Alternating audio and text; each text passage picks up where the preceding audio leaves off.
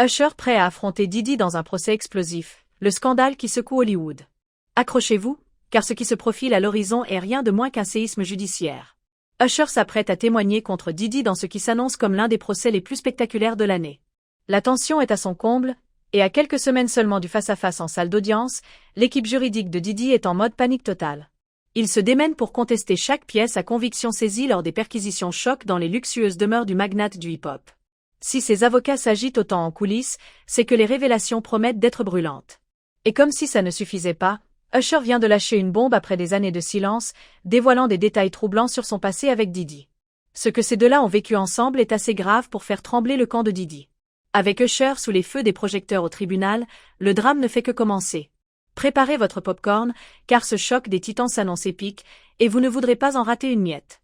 Usher brise le silence sur son passé sombre avec Diddy. L'histoire entre Usher et Diddy remonte à loin, très loin, plus de 30 ans d'une relation qu'on qualifiait autrefois d'amitié, mais qui, en réalité, cache une toute autre vérité. À l'époque, Usher n'était qu'un adolescent, un gamin plein de rêves en voyage. C'était complètement fou. Rappelez-vous, Usher n'était pas un adulte aguerri, mais un gosse d'âge sans grave peine 13 ans. Aujourd'hui, il révèle enfin les cicatrices durables que cette période a laissées sur lui.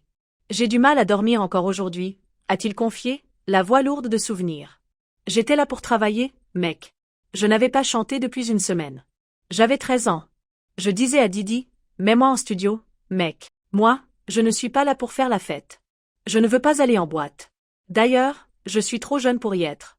Pourquoi tu m'emmènes là-dedans? Usher raconte qu'ils se disputaient, parfois même physiquement. Imaginez un gamin de 13 ans suppliant de travailler, traîner dans des clubs où il n'avait rien à faire. C'est déchirant quand on y pense. Au fil des ans, la relation entre Usher et Diddy est restée complexe, pour ne pas dire toxique. Usher a souvent parlé des défis qu'il a dû surmonter dans l'industrie du divertissement, un monde impitoyable où la gloire a un prix. Et n'oublions pas qu'en 2018, il a dû régler un procès retentissant pour 1,1 million de dollars, sans compter les rumeurs incessantes et les accusations qui ont terni son image publique. Mais l'histoire devient encore plus troublante. Une vidéo compromettante a refait surface, montre des Frosted Flakes, tu vois? Avant que les puffs existent, on se chamaillait vraiment pour des céréales. Des bagarres pour des Frosted Flakes à 10 ans, dans le monde chaotique de Diddy? Ces anecdotes, en apparence anodines, prennent une tournure sinistre à la lumière des révélations récentes.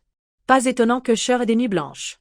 Le succès fulgurant d'Usher doit beaucoup à sa collaboration avec Diddy. Mais ce triomphe a eu un coût. Usher a dû faire des sacrifices énormes, parfois au détriment de lui-même, pour grimper les échelons. Et derrière les projecteurs, des accords commerciaux opaques ont non seulement façonné sa carrière, mais aussi influencé le destin d'autres jeunes stars. Usher a-t-il conduit Justin Bieber vers Diddy? Passons maintenant à Justin Bieber, un autre chapitre de cette saga. L'ex-garde du corps de Diddy balance tout. Les révélations ne s'arrêtent pas là. Jean Deal, ancien garde du corps de Diddy, a lâché des accusations explosives. Selon lui, certains initiés connaissaient le comportement douteux de Diddy et ont choisi de fermer les yeux.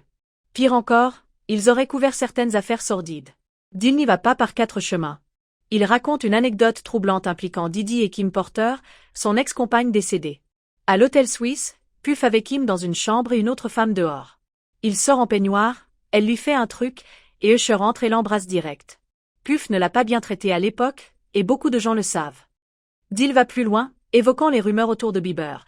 Pourquoi Diddy tapotait-il Justin pour vérifier s'il portait un micro?